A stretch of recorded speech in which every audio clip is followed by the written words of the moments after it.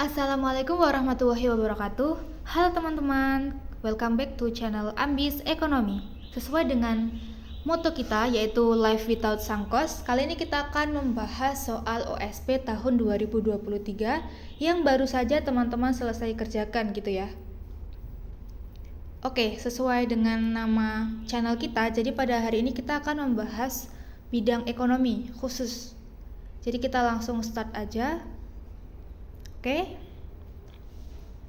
ini adalah nomor satunya. Seperti peraturan kita ya, teman-teman ada waktu 3 detik untuk pause kemudian kerjakan. Setelah itu kalian bisa jawab soal ini ke kolom komentar gitu. Jadi teman-teman bisa ketik jawaban kalian di sana, nanti kita lihat nih dari 3 soal ke depan kira-kira teman-teman betul berapa gitu. Nah, itu kan bisa menjadi tolak ukur kalian, apakah nanti kalian lolos, apakah hasil yang kalian terima itu akan sesuai dengan ekspektasi kalian atau yang lain-lain, sesuai dengan target kalian gitu ya. Oke, jadi kita bahas. Aku hitung 3 detik dari sekarang, kalian bisa mulai kerjakan, siapkan alat tulisnya. 3 detik ke depan kita bahas gitu ya. Oke, 1, 2, 3. Oke, kita bahas ya teman-teman. Jadi di sini kita diberi semacam intro gitu ya, tentang bank sentral yang bisa mengontrol money supply gitu kan. Nah, kita tahu kan ada materi money demand sama money supply. Oke, itu pengantarnya ya. Kita tahu bahwa kenapa kurva penawaran uang itu dia bentuknya vertikal. Karena, iya betul, karena jumlah uang beredar itu dikontrol oleh bank sentral. Kalau di Indonesia berarti dia Bank Indonesia. Kalau di Amerika berarti dia The Fed gitu kan. Nah, selanjutnya Bank Indonesia itu kan bisa membuat kebijakan ya. Mereka punya kebijakan sendiri. Salah satunya itu adalah kebijakan moneter. Nah, di soal ini kita harus tahu kebijakan moneter apa yang dimaksud gitu kan. Kan ada kebijakan moneter kontraktif sama ekspansif gitu kan. Nah, di soal ini adalah kebijakan untuk ini nih, dampening money supply. Kalian harus tahu, dampening itu adalah kata lain dari decrease gitu. Jadi adalah maksud dari soal ini itu adalah kebijakan moneter apa sih yang digunakan untuk mengurangi jumlah uang beredar gitu guys. Nah, kira-kira kita pakai apa? Kita pakai ekspansif atau pakai kontraktif? Betul banget nih, ya kamu yang lagi jawab di dalam hati nih. Ya, jadi jawabannya adalah kebijakan kontraktif. Oke, selanjutnya kita cari tahu dulu. Kebijakan kontraktif itu ada banyak kan yang dilakukan. Nah, kira-kira apa yang dilakukan dari A, B, C, D, E? Yang benar itu yang mana gitu. Oke, kita eliminasi jawabannya satu persatu ya. Yang A, mempermudah untuk membangun bank baru. Nah, itu salah ya. Itu tidak ada di kebijakan moneter. Selanjutnya yang B, dia mempermudah kredit. Nah, itu salah. Karena kalau di kontraktif itu kan kita mempersulit kredit ya. Terus yang C, Central Bank menaikkan reserve requirement. Nah, itu kalau di bahasa Indonesianya berarti giro wajib minimum. Betul nggak nih kalau kebijakan moneter itu bank menaikkan GWM? Betul ya. Jadi kalau di kebijakan moneter itu kan ada menaikkan suku bunga pertama, terus yang kedua menaikkan giro wajib minimum, yang ketiga itu mempersulit kredit, dan yang keempat itu adalah menjual surat berharga gitu. Nah, kalau kebijakan ekspansif berarti gimana kak? Ya berarti kebalikannya gitu kan. Oke, kita lanjut lagi yang D.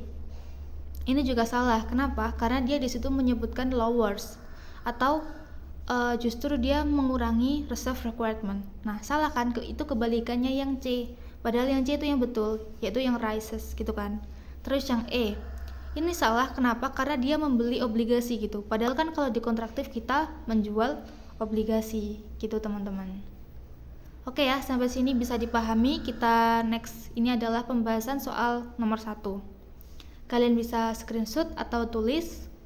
Kalau ada pertanyaan bisa kalian tulis di kolom komentar ya, biar nanti dibalas gitu. Oke, kita next ke nomor 2. Sama seperti yang tadi ya, teman-teman ada waktu 3 detik untuk pause kemudian kerjakan, lalu kalian tulis jawaban kalian di kolom komentar. Oke, kita mulai. 1, 2, 3. Oke, udah ya. Kita langsung bahas. Jadi nomor 2 ini adalah konsep dasar dari elastisitas ya. Kita kan tahu kalau elastis itu berarti dia gimana tuh? Dia berarti peka terhadap harga gitu kan. Artinya naik turunnya harga itu sangat berpengaruh gitu. Kalau ini elastis berarti dia tidak peka gitu kan, karena ada in. Nah, kalau tidak peka itu berarti misalnya harga naik itu kita tetap beli. Kenapa? Karena kita pengen. Nah, kayak itu kan berarti tidak sesuai, tidak elastis gitu kan. Harusnya kan kalau harganya naik kita mengurangi pembelian. Nah, itu sesuai dengan hukum permintaan. Oke, jadi jawaban yang nomor 2 ini apa nih teman-teman? Ya, jawabannya yang C ya. Nah, ini jawabannya yang C. Kenapa yang C? Karena ketika weekdays itu kan kalian akan makin elastis, alias harga itu akan mempengaruhi jumlah pembelian kalian gitu. Karena kalian dalam hari kerja gitu kan, tidak semua orang itu bisa menonton film gitu. Jadi misalnya kalau ada promo, mungkin kalian waktu libur atau waktu pulang siang kan kalian bisa nonton gitu kan.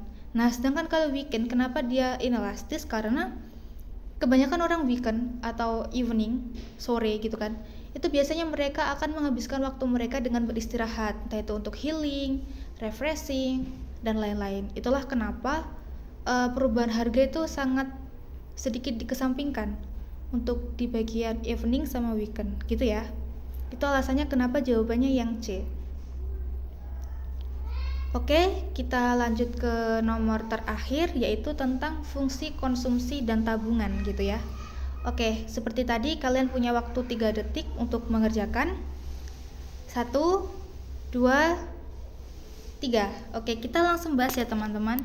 Jadi di sini kita ada fungsi konsumsi kan, C sama dengan 500 sebagai autonomous consumption dan 0,8 itu sebagai MPC-nya atau marginal propensity to consume. Nah, di sini kalian ditanya koefisien balance budget multiplier berapa? Oke, kalian harus tahu dulu nih, koefisien balance budget multiplier itu apa sih?